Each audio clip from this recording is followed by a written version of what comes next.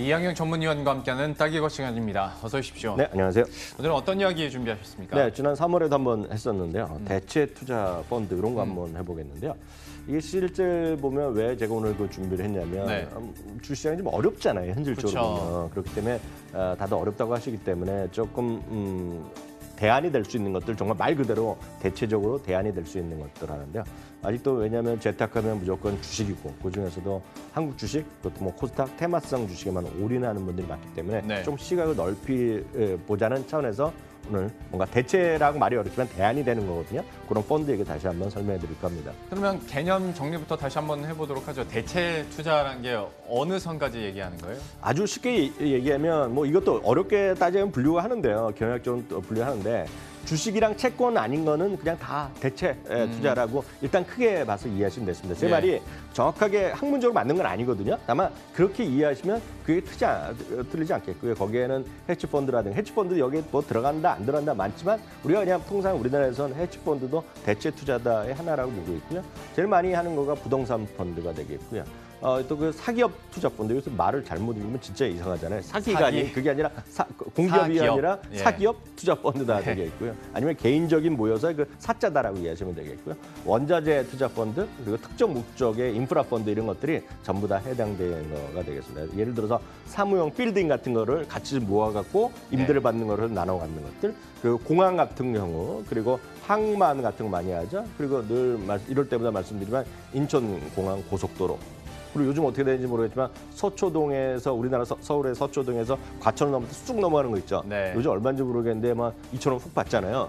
그게 다 그런 것들을 만든 거거든요. 그러니까 누군가 주인이 있는 거죠. 나라에서 하는 게 아니라요. 그러니까 그런 것들 있고 요즘 길거리에서 여전히 많이 보이는 뭐 해운대, 뭐 부산, 뭐 이렇게 해갖고 제주도에 갖고 수익형 호텔 이런 것들 그쵸. 이런 것들이 대부분이 보면 대체 투자의 일종이다라고 개념 정리부터 하시면 되겠습니다. 근데 우리 같은 보통 사람 입장에서는 대체 투자할 때 뭐 채권도 그렇고요. 네. 수익형 호텔, 뭐 고속도로, 네. 그다음에 뭐 예를 들어서 사기업 아까 뭐라고 했죠? 투자 펀드, 네. 특히 헤지 펀드 막 이런 것들은 예. 돈 많은 사람들이 하는 거지 내 이야기는 아니야라고 생각하시는 분들이 많으실 것 같아요. 네, 저도 이제 만나보고 그러면 주위에서 친인 쪽도 만나보면 제가 뭐 하냐 그러면 대체 투자 이런 거 좀 해보세요 그러면 이거 돈 부자들만 하는 거 아니냐 그러는데 맞죠? 예, 헤지펀드 이런 걸 개념, 미국에서의 개념 이런 것들이 돈 많은 사람들이고 사모로 했다는 것 자체가 공모에 반대 사모는 아름아름 거든요. 그리고 최소 얼마 이상은 돼야 되니까. 네, 그리고 공모가 아닌 거 사모는 네. 쉽게 해서 방송도 안 하고 증거도 아니고 전화 걸어서 한번 해보실래요? 들어온 게 사모예요. 그렇기 네. 때문에 돈이 좀 많이 있는 사람 위주로 그들도 원하는 것이 사실인데요. 이제 대체 투자 상품이 작년 재작부터 해갖고요. 어떤 공모형 펀드로 많이 조금씩 나오기 시작했거든요. 그러면서 일반 투자가들을 향해서 문화가 좀 열리고 있게 했는데 그래서 공모형 부동산 펀드도요. 2013년에는 공모형 부동산 펀드가 14개밖에 안 됐지만 작년 말 기준으로 거의 2배가 됐고요. 설정에도 이렇게 2배, 3배까지 늘어나고 올해 들어서도 상당히 많이 늘어난 추세다라고 일단 이해하셔야 되기 때문에 조금 눈만 좀 여러 군데 검색해 보시면 예. 분명히 있다. 마음을 열면 되겠군요. 마음이 열면 있다라고 말씀드릴 수 있겠네요. 그러면 한번 본론으로 들어가 보죠. 마음을 열고 우리가 진짜 할 수 있는 대체 투자 상품은 어떤 종류들이 있습니까? 이거는 작년부터 나왔는데 많은 분들이 아직 안 하는데 이제 본격적으로 좀 되는 것 같아요. 헤지펀드도 대부분이 뭐 1억 이상이고 뭐 50만 원, 5천만 이하게 해갖고 그 49인 이하만 하고 뭐 이런 예. 것들 몇 개 좀 있었거든요. 돈도 많고 50명 이하야지 우리나라가 법적으로 그 사모펀드가 되기 때문에 그런 위주로 했었는데 이제는 비교적 소액으로도 투자 가능한 사모투자 재간접 펀드라는 얘기가 나는데 이게 뭐냐면 헤지펀드가 여러 개들 사모펀드가 있는데 네. 그걸 뽑아서 공모 펀드로 만든 게 있어요. 네. 그게 이제 말씀드렸던 사모투자 재간접 펀드인데 이런 것들이 좀 인기를 끌고 있겠고요. 앞서 말씀드렸다시피 보통 헤지펀드 1억 원 이상 펀드는 49명 이하가 사모인데요. 여러 개 헤지펀드를 맡겼기 때문에 최소한 500만 원 이상으로도 갈 수 있으니까 1억이 아니라 1억에 20분만 있더라도 20분의 1. 왜냐하면 500만 원 정도 웬만하면 주식 투자도 하시거든요. 예. 많은 분들이 주식 투자하시면 많은 궁금한 게 이런 거 있지 않습니까? 나는 주식을 얼마 하는데 다른 사람들은 얼마나 할까 궁금하잖아요. 네. 보통 이제 증권업계에서 얘기하는 건 보통 기본이 3천만 원 정도라고 이해하시면 기본이 3천만 원. 보통 개인분들은 그냥 주식 투자하는 분은 그냥 우리가 모드값이라고 하나요? 예. 평균은 아니죠. 평균은 네. 아니죠. 보통 모드값으로 최다빈 값인가요? 제가 갑자기 그 정확한 용어로 제일 많은 구간에서의 평균가. 제일 많은 사람이 하는 거 보통 3천만 원에서 5천만 원 사이라고 일단 이해하시면 되겠기 때문에 예. 500만 원이라는 게 절대 많은 돈은 아니다라고 일단 이해하시면 되겠습니다. 알겠습니다. 뭐 구체적으로 그러면 어떤 상품 종류도 좀 얘기해 주실 수 있나요? 네, 한 2개 정도가 이제 좀 매매 하는 것 같아요. 미래에셋에서 스마트 헤지펀드 셀렉션 펀드라는 게 나왔는데요. 네. 최근 6개월 동안 수익률이 3.3% 올라갔고요. 3개월만 보면 1.66%, 최근 한 달 보면 0.65% 내려갔는데 물론 어떤 분들 야, 이거 내렸잖아 하지만 보면 딱 냉정히 보시면 시장 대비 선방한 거는 아마 참고로 코스피가 최근 6개월 수익률이 마이너스 5.7%니까. 그러니까 그건 좀 말하기도 좀 거시기해서 말을 안 했는데 어떤 딱 얘기하면 시장 대비 선방한 느낌이 좀 있을 거라는 얘기죠. 그리고 이제 2호는 이제 삼성솔루션 코리아 플러스 알파 펀드인데 이것도 비슷한 수준으로 시장 대비 나름 선방을 하고 있다라는 정도. 그러니까 이렇게 찾아보면 분명 있다라고 말씀드릴 수 있겠습니다. 그리고 또 하나 궁금한 게 이제 특히 우리나라에서 대체 투자하면 먼저 떠오르는 게 사실 부동산이거든요. 맞습니다. 근데 네네. 이제 부동산은 직접 투자하기에는 또 몇 억 원 있어야 되니까 네. 부동산 펀드 많이 관심 있어 하시는데 여기는 어떻습니까? 맞습니다. 여러분들 부동산 투자한다 그러면 예를 들어서 이런 거잖아요. 직접 예를 들어서 본인이 택지도 지금 하고 은행에서 예, 대출도 그렇죠. 받고 거기서 이제 뭐 많이 요즘도 있는지 모르겠지만 원룸 같은 거 학교 앞에 지어갖고 하고 뭐 이거 다 복잡하잖아요. 그렇죠. 그래갖고 물어보면 한 연 7%, 6, 7% 벌면 대박 본다. 뭐 이런 얘기를 제가 많이 들었거든요. 네. 근데 실제로 보면 알고 보면 100만 원만 있으면 부동산 펀드를 할 수 있는 게 꽤 있습니다. 이것도 네. 역시 찾아보시면은요. 그런데 대체 투자 펀드의 큰 시장은 두 가지입니다. 가장 큰 거는 부동산이랑 특별자산 펀드인데요. 부동산 펀드란 건 60조 정도 되고요. 이 특별자산 펀드는 구체적으로 딱 목적 있는 겁니다. 앞서 말씀드렸다시피 인프라, 공항 고속도로, 우리나라 민간 고속도로 꽤 있지 않습니까? 네. 이런 것들이 대부분이 다 대체 투자 펀드의 사모펀드의 성격이겠다고 보셔야 되겠고요. 그리고 항공기도 요즘 일부 증권사에서 한 거 많이 아시겠고요. 선박도 있고요. 저는 이것도 처음 알았는데요.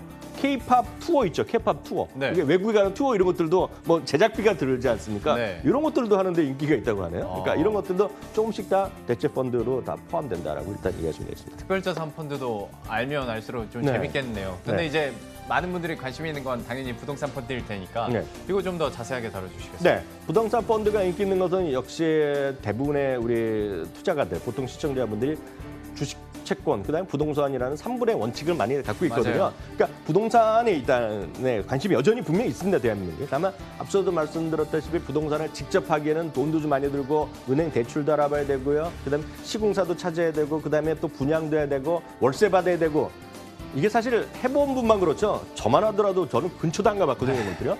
그렇지만 부동산도 공모펀드가 있다? 100만 원이면 해보겠다? 해볼만 하거든요. 그러니까 그런 것들 한번 되겠는데 그런 네. 데다가 한국거래소에는 상장된 리츠들도 있거든요. 그러니까 접근성 이용해야겠고요. 기대 수익률은 대체로 참고적으로 한 6에서 7% 정도가 지금 업계에서 기대되는 수익률이다라고 얘기하셔야 되겠고요. 7월 20일 현재요. 국내 부동산 펀드 설정액은 부동산 대출 채권 펀드 그리고 임대 펀드 등 합해서 약간 7,700억 정도, 전년 대비 2,200억이 늘었는데 여기 말이 약간 좀 어렵습니다. 부동산 대출 채권을 갖고 또 펀드를 만들겠고요.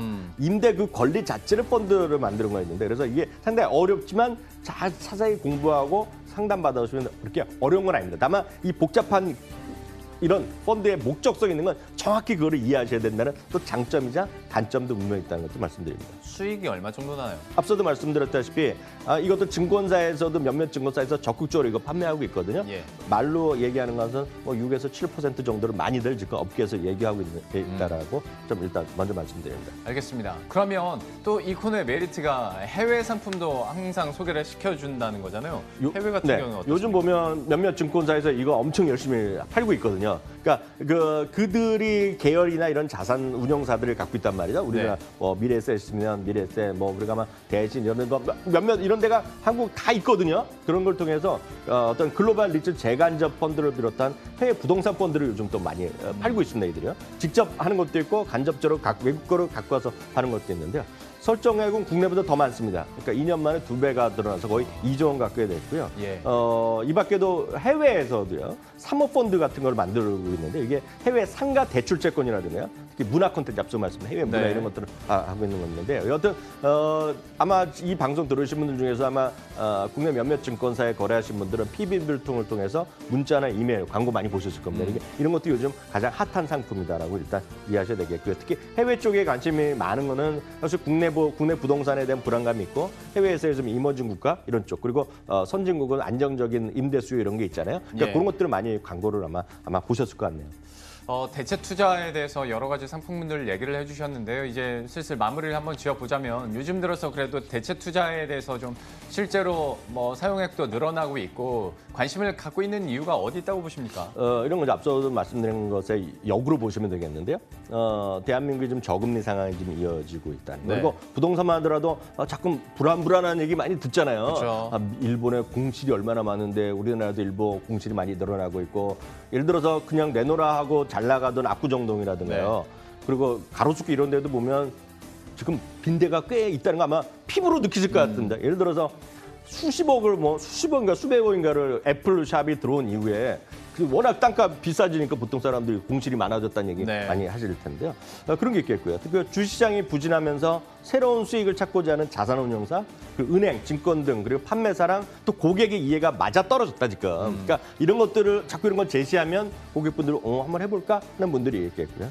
특히 이제 채권 투자의 수익률이 부진한 상황에서 주식시장 변동세 커지니까 이런 데 좀 관심을 갖겠고요. 특히 앞서 얘기했던 대로 성장성이 높은 이머징 마켓, 요즘 보면 이머징 마켓 특정 지역에 또 뭐 큰 대형 단지 이런 개발 얘기 뉴스 보셨을 겁니다. 예. 이게 마치 우리가 길거리에서 제주도 실소경 호텔 분양 뭐 이런 거 있잖아요. 네. 똑같이 더 큰 증권사는 그런 거 하기 어렵잖아요. 갑자기 해운대 운영 아파트 하나 할 수 없으니까 그렇죠. 호텔 할 수 없으니까 예를 들어서 큰 베트남의 대형 단지 뭐 이런 걸 얘기하는 거거든요. 예. 그런 거에 대한 기대감이 맞물려 있다라고 일단 얘기하시면 되겠습니다. 뭐 이렇게 설명을 해주시고 매력적으로 다가오는 것 같긴 합니다만은 여기에서도 분명히 투자 시 유의사항은 있어야 될 것 같아서요. 이게 정확히 이제 말씀드려야 되겠는데요. 이 펀드라는 거죠, 펀드. 이 펀드의 성격이기 때문에 원금 보장이 없다는 게 핵심입니다, 핵심. 예. 나는 이제 판매사는 이런 얘기입니다. 원금의 보장성이 상당히 높다. 원금에 상당히 유지할 수 있는 것들이 상당히 안전장치가 있다라는 얘기를 다 하는데요.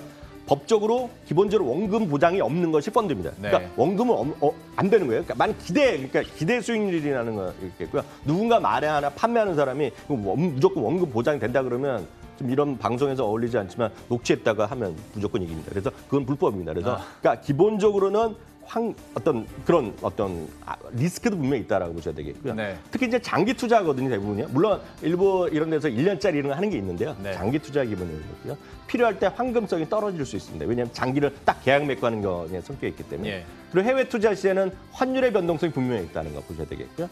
다만 기본적으로 저는 분산 투자에 찬성하는 입장이기 때문에 이런 것들을 조금씩 해보시라. 다만 늘상 말씀드리지만 이 방송 보고 나서 무조건 한번 해보자 이러면 안 되고요. 이게 워낙 특정 펀드마다 하나하나 정확하게 사실관계가 정확한 목적이 있거든요. 그렇기 예. 때문에 은행이라든가 증권에 특히 일반 PB가 아니라 이것만 전문한 PB들 분명히 있습니다. 만든 사람도 분명히 있고요. 예, 예. 그분들과 좀 긴 오랫동안 좀 상담하고 나서 선택해 보시라 이렇게 조언해드리고 싶네요. 알겠습니다. 이렇게 해서 오늘은 대체 투자에 대해서 마지막으로 유의사항까지 함께 들어봤습니다. 이항영 전문위원과 함께했습니다.